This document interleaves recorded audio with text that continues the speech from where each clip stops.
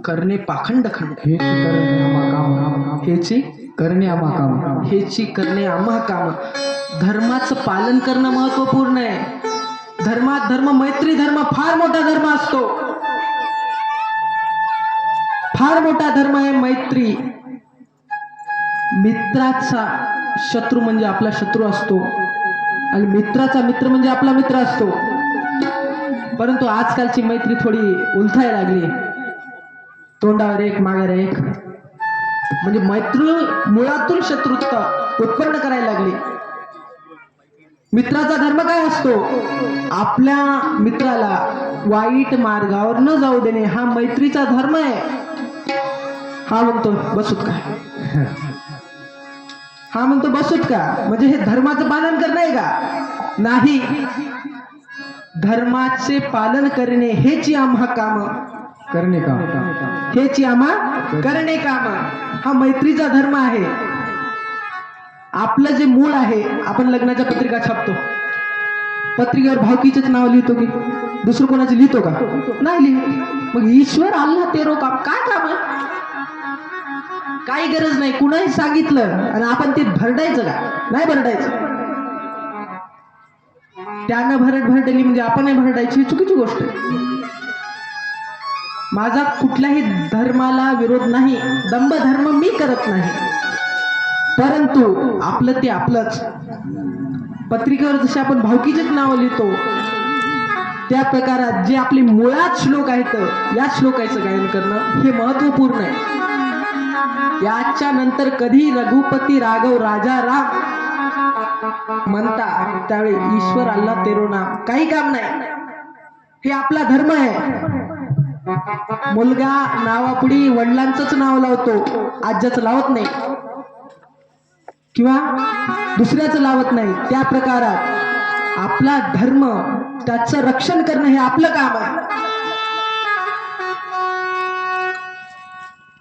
एखाद्याची सोयरीक व्हायची असेल, अत्यंत गरीब परिवार असेल आणि जो त्या मुलीला पाहायला येतोय तो तुमचा सोयरा आहे आणि त्या मुलीमध्ये काहीतरी कमतरता आहे, थोडं डोळ्याला दिसायला कमी असेल, तो तर बोलत असेल, त्यावेळी त्या मुलीला जेव्हा तुम्हाला ते विचारतात मुलगी कशी आहे, तर त्या मुलीचा संसार घडण्यासाठी तुम्ही जेव्हा सांगता मुलगी एक नंबर आहे, चांगली आहे, लग्न करण्यास काहीच हरकत नाही, तेव्हा हा अधर्म नसतो. तुम्ही खोटं बोललात ना, हा अधर्म नाही.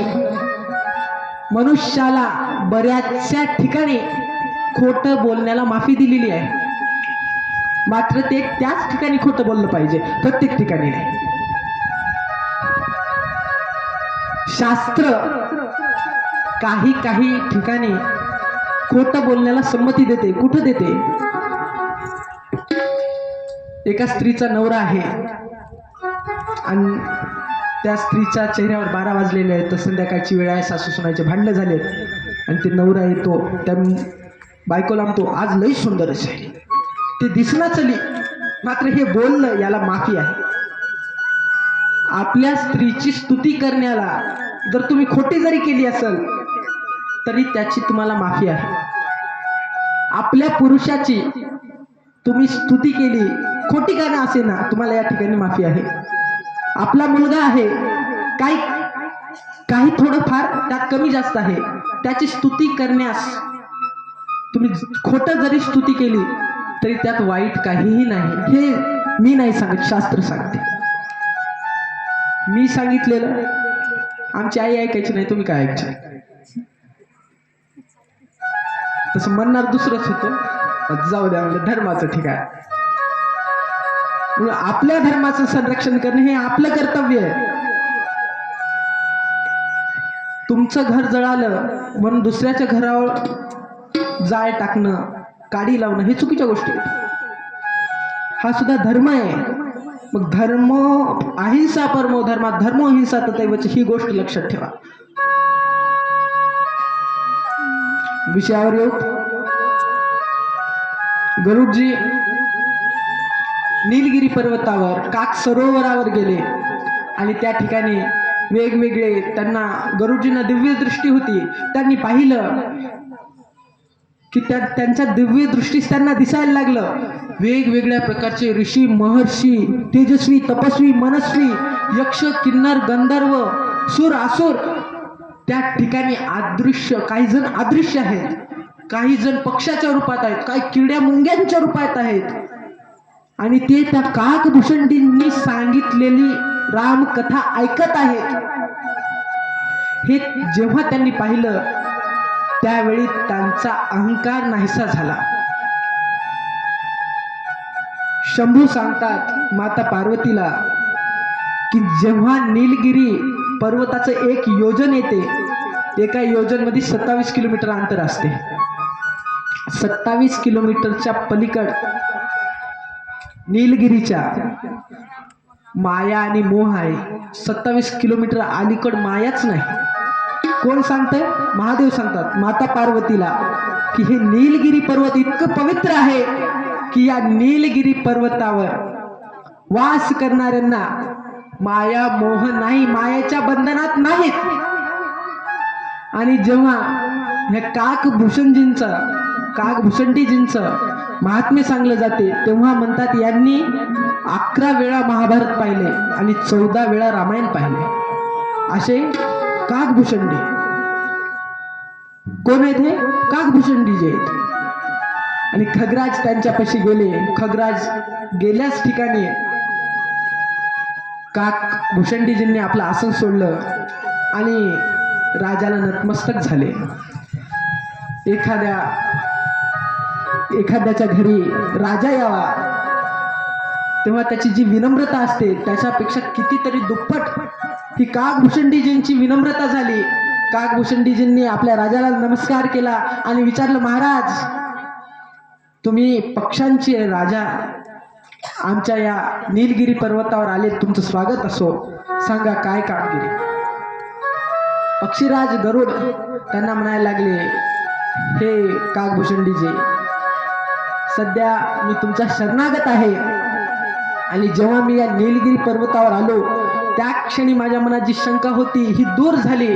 परंतु महादेवाच्या आज्ञेने मी तुमच्याकडे आलोय आणि माझ्या मनात जी शंका निर्माण झाली होती त्याच्यामुळे माझ्या माथ्यावर पापाची राशी निर्माण झालेली आहे. याचं निवारण तुम्ही सोडून दुसरं कोणी करू शकत नाही. म्हणून काही दिवस तुमचं सानिध्य मला लाभलं पाहिजे. काही दिवस तुमच्या या नीलगिरी पर्वतावर मला राहू द्या. आणि या प्रकारात काकभूषणजींनी महादेवाने गरुडजींचा अभिमान नष्ट केला. या प्रकारात त्यांचा अभिमान नष्ट झाला आणि अभिमान नष्ट झाल्याच्या नंतर काही दिवस गरुडजी त्या ठिकाणी राहिले आणि त्यांनी पुन्हा नारायणाची भक्ती प्राप्त केली. कारण अहंकार गेला, ज्ञान होतं, वैराग्य होतं, अहंकार गेला, गर्व गेला की त्यांना भक्ती पुनश्च प्राप्त झाली. काल भक्ती प्रकरणात मी तुम्हाला सांगितलं भगवंताने भक्तीला भक्ताच्या मनात निवास करण्याकरिता सांगितलं. कुठे सांगितलं? भक्ताच्या मनात निवास करण्याकरिता सांगितलं. कुणाला सांगितलं? भक्ती देवीला सांगितलं. आणि असं झाल्याच्या नंतर हे त्यांचं प्रकरण समाप्त झालं आणि 18व्या पुराणाची निर्मिती झाली. 18व्या पुराणाची निर्मिती झाल्याच्या नंतर या पुराणाला नाव काय द्यायचं हे कुणाच्या मनात आलं? महर्षी वेदव्यास यांच्या मनात आलं की 18 पुराणाची आपण निर्मिती केली. 17 झाले, 18वा पुराण. या पुराणामध्ये भगवंताचे सर्व लीलांचं वर्णन आहे. मग या ग्रंथाला नाव द्यायचं काय? तेव्हा देवर्षी नारदजी गरुडजींचा निरोप घेऊन पृथ्वी तलावर आले आणि त्यांनी महर्षी वेदव्यासांना या पुराणाची निर्मितीचा जो उद्देश सांगितला होता तो उद्देश पूर्ण करण्याकरिता याला नाव दिलं श्रीमद भागवत महापुराण. काय दिले? श्रीमद भागवत. यात श्रीचा अर्थ आहे लक्ष्मी. काल मी तुम्हाला सांगितलं अर्थ नावाचा पुरुषार्थ असतो. अर्थ नावाचा पुरुषार्थ असतो. याचं नाव ठेवलं श्रीमद भागवत पुराण. श्री म्हणजे लक्ष्मी, भा म्हणजे भाव, ग म्हणजे गहन, व म्हणजे वशित्व आणि त म्हणजे तत्व. असं हे श्रीमद भागवत, हा श्रीमद भागवत या नावामध्ये व्याख्या करण्यात आली. नारायणाच्या चरणापाशी लक्ष्मी बसलेली आहे. अर्थ नावाचा पुरुषार्थ. नारायणाच्या चरणापाशी लक्ष्मी बसलेली आहे. आणि हे 18 पुराण आहेत. ही संपत्ती कुणाची? व्यासांची. ही संपत्ती कुणाची? व्यासांची. आपल्याला असून किती श्लोक पाठ असतील? मला स्वतःला किती श्लोक पाठ असतील? जेमतेम. ही माझी श्रीमंती झाली. परंतु भागवताचे 18,000 श्लोक, महाभारताचे 1,25,000 श्लोक, देवी भागवताचे लाखो श्लोक, बऱ्याचशा पुराणाचे लाखो श्लोक, 6 शास्त्रांचे श्लोक, 108 उपनिषदांचे श्लोक, कितीतरी अभंग, कितीतरी काव्य रचना, कितीतरी संवाद. ही रचना आहे कुणाची? ही संपत्ती आहे कुणाची? ही संपत्ती आहे महर्षी वेदव्यासांची. या संपत्ती पुढे तुमचा आमचा काय निभाव लागणार आहे? अशी ही संपत्ती त्यांची. आणि याला नाव दिले श्रीमद भागवत, ज्यामध्ये भाव आहे, गहन आहे, ज्यामध्ये भाव आहे. भावे विन भक्ती, बळे विन शक्ती बोलू नये. भावे विन भक्ती, भक्ती विन बळे विन शक्ती बोलू नये. जोपर्यंत भाव राहणार नाही तोपर्यंत काहीच होणार नाही. पुन्हा दिले गहन. समुद्र असतो, अथांग गहन असतो समुद्र. त्याचा जो शेवट आहे हा कुणालाही सापडत नाही. असा आहे हे श्रीमद भागवत. सर्वात खोल जर म्हणलं तर आपण पाताळगंगा आहे म्हणतो, जिची लांबी पाताळापर्यंत आहे. तर या पाताळगंगेपेक्षा खोल असलेलं याचं गहन आहे असं हे श्रीमद भागवत, ज्यात वशित्व आहे. वशित्व म्हणजे काही जादूटोना नाही. जो भागवत अशी ग्रंथ आहे, अशी एक रचना आहे जो प्रत्येक ऋषी मुनीला मोहित करतो, वशित्व करतो, असं हे भागवत. आणि त म्हणजे तत्व.